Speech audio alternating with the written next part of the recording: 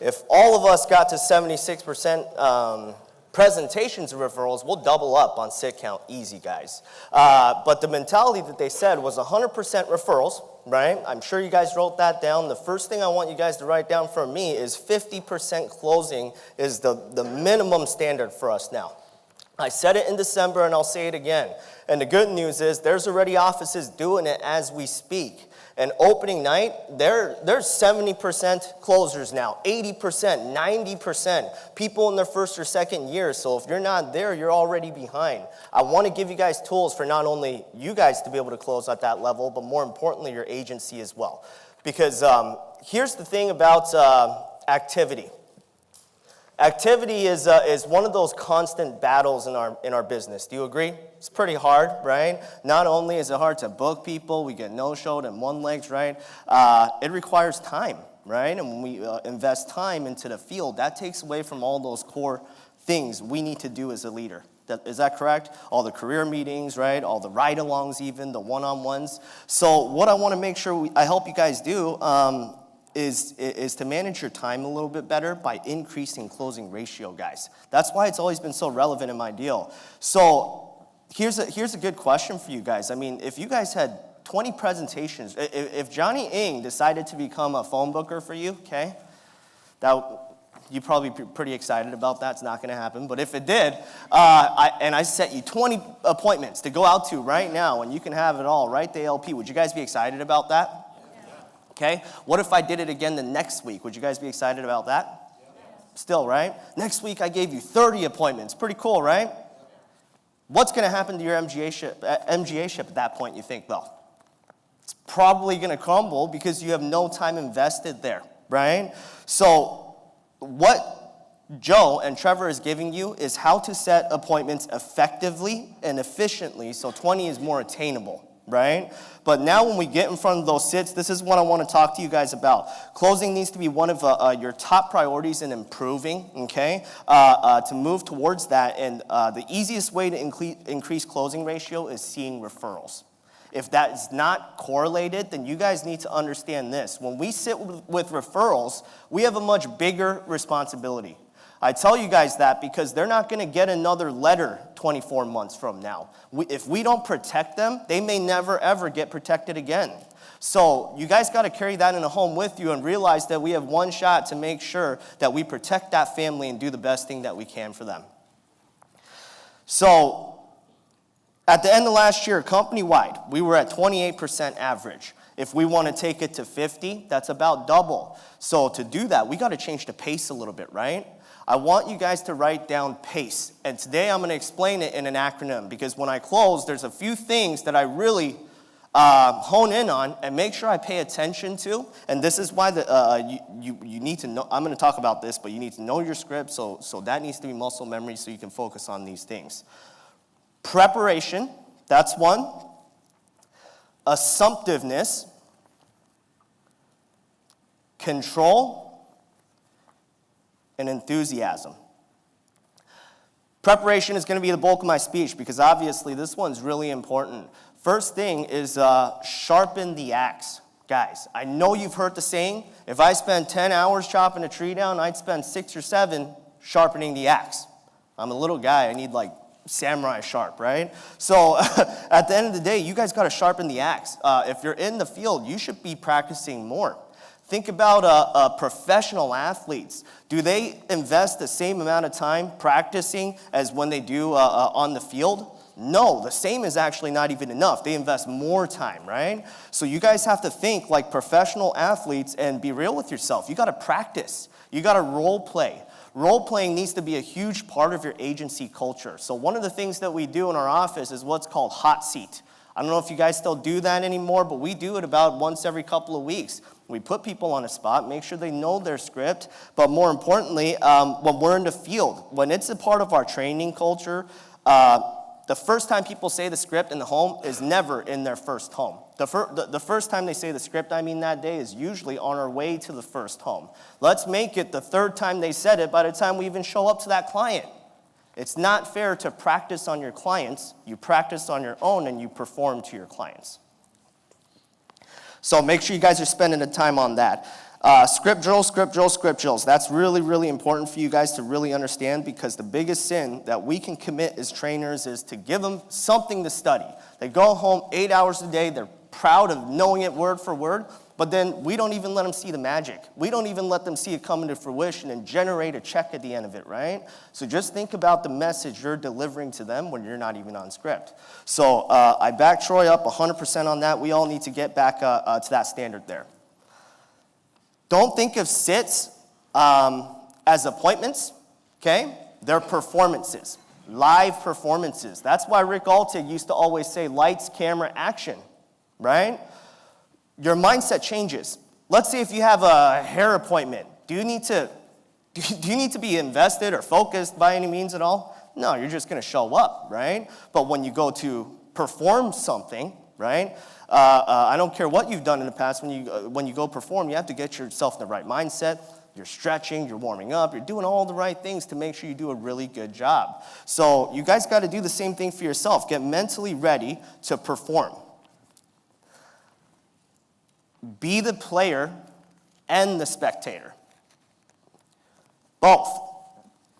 Rob always talks about that, right? You either watch the game, you play the game, or you don't even really know what's going on. But recently, I've realized that it's not really either or. It's really one or both. Okay? Because when you think about players, any players, but once again, I talk about athletes a lot. A lot of people can relate to that. Football players still watch the game, right? Do you think they watched the Super Bowl if they didn't make it? Well, of course, right? Do you think J. Doe watched a bunch of Eminem videos? Probably. I don't know. When people are excited about something, they're going to watch it and develop, right? So you guys need to be a spectator. You got to analyze the game, analyze stats, right? Are you guys on top of your numbers, putting in numbers, have your agents doing it, analyzing LSRs, right? We got to treat this like a sport and make sure we spectate and analyze our results. So as far as the analyzing results, you got to watch your field players too. You got to go out there. So just as some of the BOD decisions were to make sure our field trainers are doing really well. We save them if they're not making money. But hey, if you guys are brand new MGAs, why not do that for every single soul in your deal? Do you want them to leave? If they don't make money, they're going to leave. So hop out in there. Help them out, right? That part is really, really important, guys, for you guys to be highly involved in that process. Obviously, I'm in a position now where I get to work with multiple offices. When I went to Virginia Beach to help one of my MGAs, Jason Cox, out, I was there for 7 days, but 6 days of it as an RGA, I wasn't doing one-on-ones. I was in the field. One-on-ones happen in between appointments, right? Jason, you got to see me present that night, right? Or that trip? Yeah. Were you the only one? No, it was almost your whole entire deal, right? 2 people, 3 people in the car. All those objections were eliminated. When they saw me write $150 a month off of someone making $7 an hour, there's no more excuses. When they watch me book from the home directly after and make that enrollment, I think that's the first thing you saw, Jason, right? No more excuses. So go out there and show them how it's done. It's not a tell me business. You got to be the one doing it, right? So it's really powerful to lead by example, guys, and that's the only reason why I'm 3.5 years in with over $500,000 of ALP written, guys. So if you're watching videos, I encourage you to just drive to an appointment. How long does it take you to watch a video for an agent? An hour? Same time investment, maybe just a little bit of gas. Just go show up, and maybe you can help them make some money, and in turn, you make some money too, right? So all this stuff is really going to help you really focus on developing your agency and helping them commit to constant improvement. So as far as some things you can bring back home, okay, this is a really big bullet point that I never miss. So make sure you guys write this down. You guys need to expect objections. Teach your agents to expect them behind every single door, because statistics say it's most likely going to happen. Okay, so we have to prep them on how to handle them. You guys know the 3 reasons why people don't buy. I'm going to talk about the first 2 first. Needs and affordability, right? I don't need it or I can't afford it. Would you guys say that's pretty common? Yeah?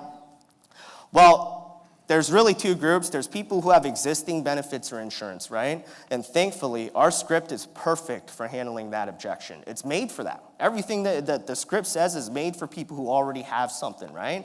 Now, the people who don't, some of us get really excited. Oh, they have nothing in place. That's going to be an easy enrollment. But is that always necessarily true?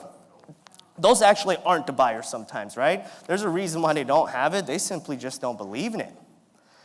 So here's the thing about people who are unprotected, because James' speech yesterday, that was really cool to see the opportunity in America right now. How many people aren't even protected. I was actually looking into stats a little bit more, and I just want to share a couple of things with you. And sorry, I don't have Canadian stats, but it's probably fairly similar. But for now, in the U.S., 85% of consumers actually agree that they need life insurance, yet 62% say they have it. Now, this is the interesting part. About 40% of U.S. households actually have it, though. So even though 62% say they have it, they actually didn't even have it. That's 1 out of 4 people being liars or simply just have no clue what's going on, okay? So in a home, you have to know that and know that it's either you sell them or they sell you on why they don't need it or can't afford it. Okay, that's the only 2 outcomes there. So, back in the 1960s, 72% of Americans own life insurance policies. Now it's almost half, right? But the scary part is this is a huge opportunity for us to educate, let people know what's really going on, because 4 out of 10 households would have troubles paying bills immediately if somebody dies in that household there, the breadwinner dies. Average savings is $3,900 in the U.S., and 1 out of 4 people have $0. Right? So let's walk in with a purpose and make sure we protect that for them. So as far as needs and affordability, you guys just got to take that and make sure you understand to hear those objections, acknowledge them, and make them realize what's important. Now, thinkers. Who gets thinkers? Do you guys get thinkers out there? Yeah, or still have questions, right? There's no such thing as thinkers, guys. Has anybody ever said to you, they never make decisions on the spot? You guys get that? No, I love it, but hey, I don't ever buy on the spot. You guys get that, right? Okay, don't buy that though, right? I mean, do you really think he went to grocery store with his wife last night, saw 2 different milk cartons, and says, hey, you know what? Let's think about it and come back tomorrow because I can't decide right now. I have this rule. It doesn't happen, guys, right? That's just an excuse. So when people tell you they want to think about it, it's because of 1 of 2 reasons, guys. 1, they don't fully see the importance of doing it right now. They know it's a good idea, but they don't see that it's that important. Or the second reason, they simply don't trust you. You're the problem. So, overcoming trust. You guys need to think about from their, put yourself in their shoes. What do you look like? Do you look responsible? Do you act responsible, right? Are you organized? No one wants to sign a deal with someone who has to ask to borrow their pen, right? That's silly to me. That's one of my biggest pet peeves. If my agent asks me for a pen, I don't even give it to him, right? You guys got to be prepared and make sure you're somebody that you would even want to buy from, right? So let's develop that trust again. The second thing I want to tell you is you have to start there by selling you, right? Sell yourself, and then we'll work on selling the company. Break the ice. We got to get them warmed up a little bit, right? So remind your agents, I'm going to say this with precaution, but you have permission to be off script in the warm-up, guys. You don't have to just ask them, how long have you lived here? You can ask other things too, right? Let's talk about them, be real with them. Everyone you hired was based on personality, not resumes. Remind them of that. Tell them to use it before diving into the script. Let's get these guys or the clients to trust you. So, Rick said yesterday too that, for me, I've been getting a lot of questions this last couple nights. It's like, well, Jonni, how do you make sure, you sell the referral of the referral of the referral or collect it, right? Some of you guys came up to me and asked that. What Rick said is we do not need to abandon our heritage, right? Even though we're moving towards 100% referrals, it doesn't mean we can't talk about what we've what we were doing, right? So keep that in mind. So to overcome them not making a decision on the spot there's two things that you need to build. Number one is your credibility with the company, and two is the exclusivity, right? Who we are. We're a pretty exclusive company, guys. We don't even advertise, right? So how to promote the company properly, following the scripts will prevent all issues, right? But you guys need to make sure your agents are selling facts and not thoughts, okay? Because a lot of times, 2 weeks down the road, I ride with someone, all of a sudden the terminology, everything is I and my. You guys know what I'm talking about? They walk in there and it's like, I think you should. I really like this one. This one's my favorite. My company does this. Dude, they don't know you. They don't even know if they like you. They can't trust you even if they want to, right? Make it a bigger picture. Always blame them. Them, they, it's always the company, right? Don't put the pressure on yourself. So that rounds out to, am I okay on time? A little bit? Okay, that rounds out a preparation. Assumptiveness, this one's really simple, guys. I just want to make sure on the assumptiveness part, you have to realize that is the top ingredient to everything in sales. Every top closer is extremely assumptive, right? They believe that everybody enrolls. I literally believe that I enroll every single person, right? 100% closing, and that's why I land at 90, okay? You need to believe in that. You can only assume something when there's something to base it on. So that's why we're adding that line in there, right? What union members normally do is this, right? Tell them what their brother did if it was a referral. Dan, in training the other day, said, drink the Kool-Aid. Do you have a policy, right? Because if you don't, that's something that I always bring up, right? That's so much credibility behind that. All those little things you really need to point out. I would encourage you guys to study groups in the area, especially the key ones, right? Everyone knows cops and firefighters, right? But how cool is it to go into a referrals home and tell them, hey, we actually protect 218,000 state troopers and 375,000 firefighters. Does that make them trust working with me that day a little bit more? Absolutely. And that leads me to control. Number one rule to being in control is just be calm, stay confident. Very important when handling objections, right? So sometimes, when the first time I ever heard Troy speak, he executed the 3 C's perfectly. I'm like, dude, how do I be like that? And I don't think anyone ever got a step-by-step guide to be, as calm as Troy Plummer or MR and all that crazy stuff you see. So one thing I want you guys to make sure you bring home and remind your agents is never react, you respond. Sometimes they just don't know what to do because it's the first time they heard it or, last time they said something and it went wrong. So things that you want them to pay attention to is timing, body language, facial expressions, and uptones. But you react to something when you don't know it's coming, but you respond to something when you expect it and you're prepared. So objection handling, all that stuff that the company gives you, you guys definitely want to go over. When we book and see a lot of referrals, they usually just fall into 2 categories, right? The families who are interested, right, in the permanent benefits, and the people who really aren't. Hey, I only want the free stuff. To me, that's like a union lead, right? So I'll still go see him. It's easy to be calm and confident in the perfect situation when people are interested, right? It's when they're just a little bit hard to work with. That's when people get thrown off. So you must set proper expectations. Nobody likes to get interrupted, right? But they always do if you're not clear. They like always try to start, hey, I don't want to, just like Troy says, I don't want to waste your time and so on. So just make sure you set those 2 reasons why we're there extremely clear. Don't shoot yourself in the foot by saying it'll only be 15 minutes. That's never made sense to me, right?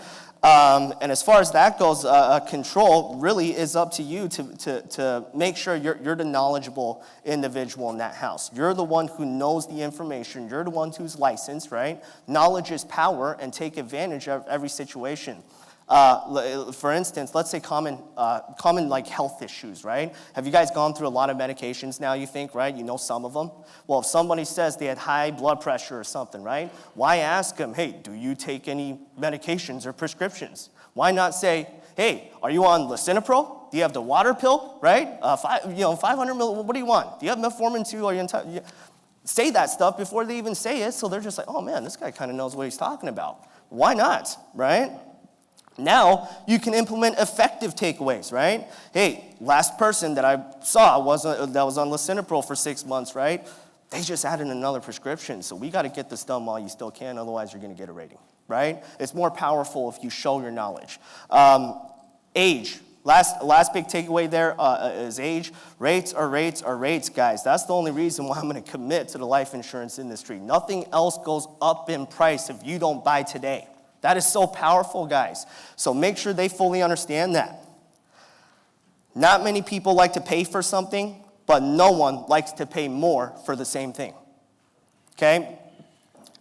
And the last point I wanted to go over was enthusiasm. Definition of enthusiasm is having and showing intense and eager enjoyment, interest, and excitement. There is absolutely nothing great that was ever accomplished without enthusiasm in any industry. The best of everything, the top guys in whatever they do, they're very enthusiastic, right? You would not watch the Super Bowl if they didn't play with enthusiasm, right? So you guys got to think about that. You need to have an attractive personality and be enthusiastic and passionate about what you do. Because we're asking them for a lifetime commitment, guys, to set aside big bucks, $175 minimum. It's a lot of money, right? So you need to have some passion behind what you do. Be persistent. Bring our mission statement into every home. Protect every child. Serve all working people, right? And from there, hopefully that just changes things a little bit. I do want to end with one last action item that I really think will correlate well to closing referrals and keeping that golden vein, okay? Because here's the deal. We do not serve just union members. We serve all working people. Sometimes 10 minutes into the presentation, they may not trust you 100% quite yet, but they trust you a little bit more by the end, right? Especially if you enroll them. In the middle, you attempt to book. At the end, you attempt to book.